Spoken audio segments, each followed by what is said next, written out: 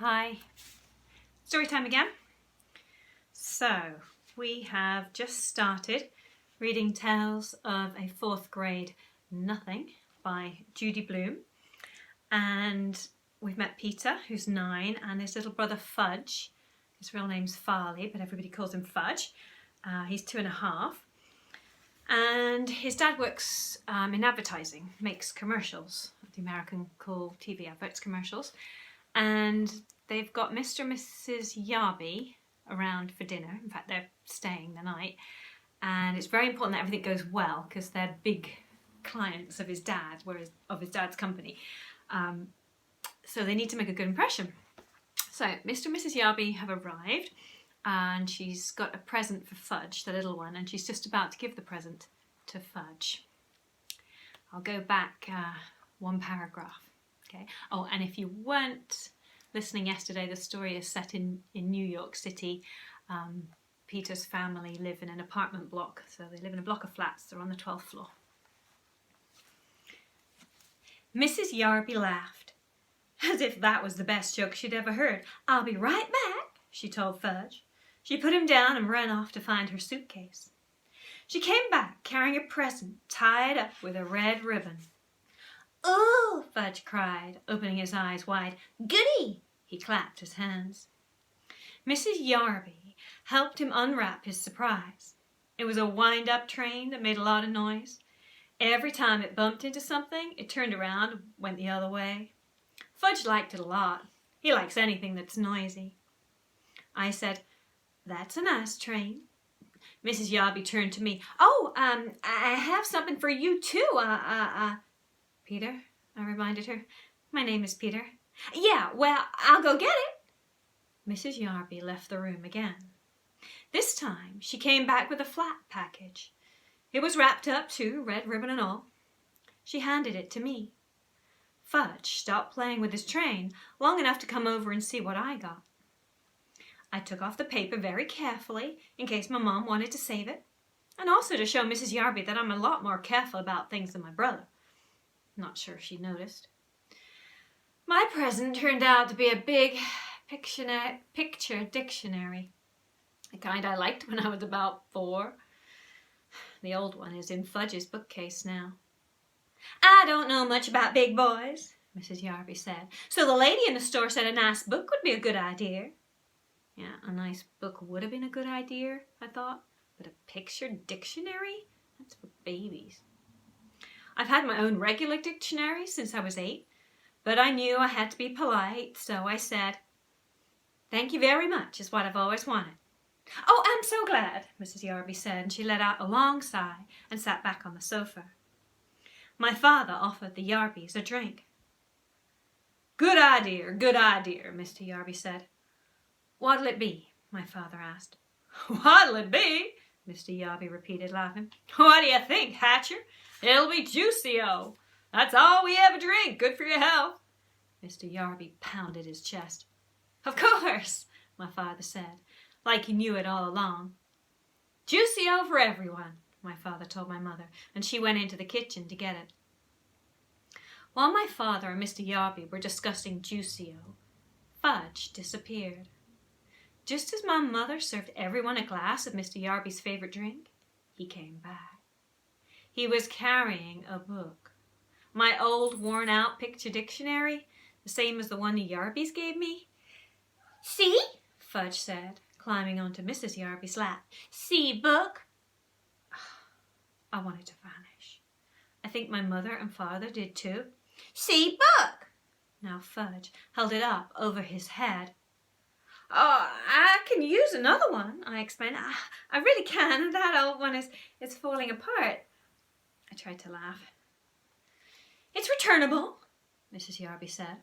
"It's silly to keep it if you already have one." She sounded insulted, like it was my fault she brought me something I already had. "Mine," Fudge said. He closed the book and held it tight against his chest. Mine. "Oh, it's the thought that counts," my mother said. "It was so nice of you to think of our boys." Then she turned to Fudge. "Put the book away now, Fudgy." "Isn't it Fudgy's bedtime?" my father hinted. "Oh, yes, I think it is," my mum said, scooping him up. Say goodnight, Fudgy. Goodnight, Fudgy, my brother said, waving at us. Now, Fudge was supposed to fall asleep before we sat down to dinner, but just in case, my mom had put 1,000,000 little toys in his crib to keep him busy. I don't know who my mother thought she was fooling, because we all know Fudge can climb out of his crib any old time he wants to. He stayed away until we were in the middle of our roast beef. Then he came in carrying Dribble's ball. So if you didn't hear the story yesterday, Dribble is a little tiny turtle. So he lives in a bowl of water. Peter's new pet. He walked right up to Mrs. Yarby. He thought she was his new friend. See, he said, holding Dribble under her nose. See, Dribble. Mrs. Yarby shrieked, "Oh, I can't stand reptiles. Get that thing away from me." Fudge looked disappointed, so he showed Dribble to Mr. Yarby. "See," he said. "Hatcher!" Mr. Yarby boomed. "Make him get that thing out of here." I wondered why Mr. Yarby called my father Hatcher. Didn't he know his first name was Warren? And I didn't like the way Mr. and Mrs. Yarby both called Dribble a thing. I jumped up. "Give him to me," I told Fudge. I took Dribble in his bowl and marched into my room. I inspected my turtle all over. He seemed all right. I didn't want to make a big scene in front of our company, but I was mad. I mean, really mad. That kid knows he's not allowed to touch my turtle. "Peter," my father called, "come and finish your dinner." When I got back to the table, I heard Mrs. Yarby say, "It must be very interesting to have children. We never had any ourselves." "Yeah, but if we did," Mr. Yarby told my father, "we'd teach them some manners. I'm a firm believer in good old-fashioned manners." "So are we, Howard," my father said in a weak voice. I thought Mr. Yarby had a lot of nerve to hint that we had no manners. I mean, didn't I pretend to like their dumb old picture dictionary? If that isn't good manners, then I don't know what is. My mother excused herself and carried Fudge back to my room. I guess she put him into his crib again. I hope she told him to keep his hands off my things. We didn't hear from him again until dessert. Just as my mother was pouring the coffee, he ran in, wearing my rubber gorilla mask from last Halloween. It's a very real-looking mask. I guess that's why Mrs. Yarby screamed so loud. If she hadn't made so much noise, my mom probably wouldn't have spilled the coffee all over the floor. My father grabbed Fudge and pulled the gorilla mask off him. "That's not funny, Fudge," he said. "Funny," Fudge laughed. "Funny, funny, funny, funny, Fudgy." "Yes, sir, Hatcher," Mr. Yarby said. "Old-fashioned manners." By that time, I'm sure my father was sorry the Yarbys weren't staying at a hotel. I finally got to bed at 10. Fudge was in his crib slurping away. I thought I'd never fall asleep, but I guess I did. I woke up once when Fudge started babbling. He said, "Booba mum mum habashish," whatever that means. I didn't even get scared. I just whispered, "Shut up," and he did. Early the next morning, I felt something funny on my arm. At first I didn't wake up. I just felt this little tickle. I thought it was part of my dream. But then I had the feeling somebody was staring at me. So I opened my eyes. Fudge was standing over me and Dribble was crawling around on my arm. I guess Fudge could tell I was about ready to kill him because he bent down and kissed me. That's what he does when my mother's angry at him. He thinks nobody can resist him when he makes himself so lovable. And a lot of times it works with my mother, but not with me. I jumped up, put Dribble back in his bowl, and smacked Fudge on the backside, hard, and he hollered. My father came running into my room. He was still in his pajamas. He whispered, "What's going on in here?" I pointed at Fudge, and Fudge pointed at me. My father picked up my brother and carried him off. "Go back to sleep, Peter," he said. "It's 6 o'clock in the morning." I fell asleep for another hour, and woke up to an awful noise. It was Fudge playing with his new train. It woke everybody up, including the Yarbys. But this time there was nobody they could blame, because they were the ones who gave Fudge the train in the first place. Breakfast was a very quiet affair. Nobody had much to say. Mr. Yarby drank 2 glasses of juicio. Then he told my father that he and Mrs. Yarby had packed their suitcase. They were leaving for a hotel as soon as breakfast was over. My father said he understood. The apartment was too small for so many people. My mom didn't say anything. When Mr. Yarby went into Fudge's bedroom to pick up his suitcase, his voice boomed, "Hatcha!" My father ran towards the bedroom. My mother and Mrs. Yarby followed him, and I followed them. When we got there, we saw Fudge sitting on the Yarby suitcase. He had decorated it with about 100 green stamps, the kind my mom gets at the supermarket. "See?" Fudge said. "See, pretty." And he laughed. Nobody else did. Then he licked the last green stamp and stuck it right in the middle of the suitcase.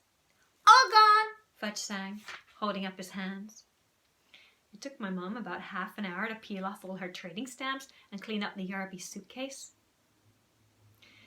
The next week, my father came home from the office, collected all the cans of juicio from our house, and he dumped them into the garbage. My mother felt bad that my dad had lost such an important account, but my father told her not to worry. Juicio wasn't selling very well at the stores. Nobody seemed to like the combination of oranges, grapefruits, pineapples, pears, and bananas. "You know, Dad," I said, "I only drank juicio to be polite. I really hated it." "You know something funny, Peter?" my father said. I thought it was pretty bad myself. Okay, I've got time to read the start of chapter 3, which is called The Family Dog. Nobody ever came right out and said that Fudge was the reason my father lost the juicio account, but I thought about it. My father said he was glad to be rid of Mr. Yarby. Now he could spend more time on his other clients, like the Toddler Bike Company. My father is in charge of the new TV commercial. I thought maybe he could use me in it, since I know how to stand on my head. But he said he wasn't planning on having any headstanders in the commercial. I learned to stand on my head in gym class. I'm pretty good at it too. I can stay up for as long as 3 minutes. I showed my mother, my father, and Fudge I could do it right in the living room. They were all impressed. Especially Fudge. He wanted to do it too. So I turned him upside down and tried to teach him, but he always tumbled over backwards.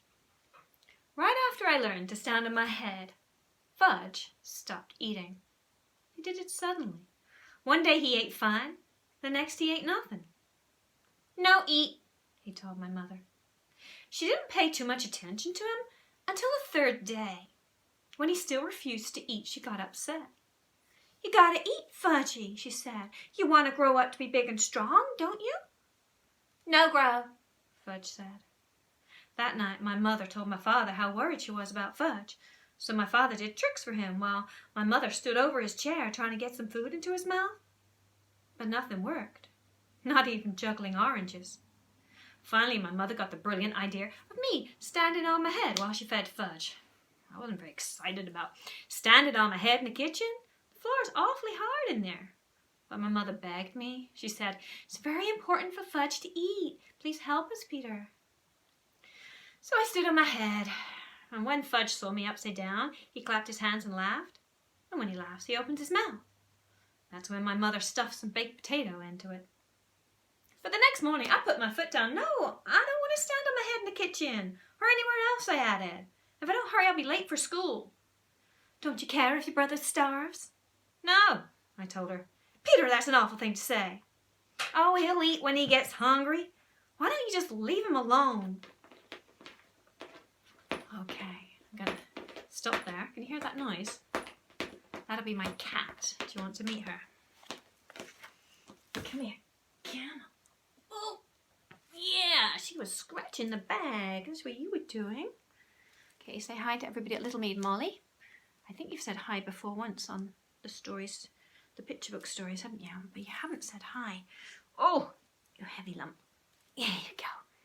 Say hello. Say hello, everybody. I hope you're all okay. I hope you're enjoying lots of stories and doing lots of reading. Let me put you up here on my baby. Oh, there we go. She's not going to want to stay. Look at your little feet. Hello. She's cute, isn't she? Right. Okay, Molly. You want to say goodbye? Have a nice weekend. See you next week.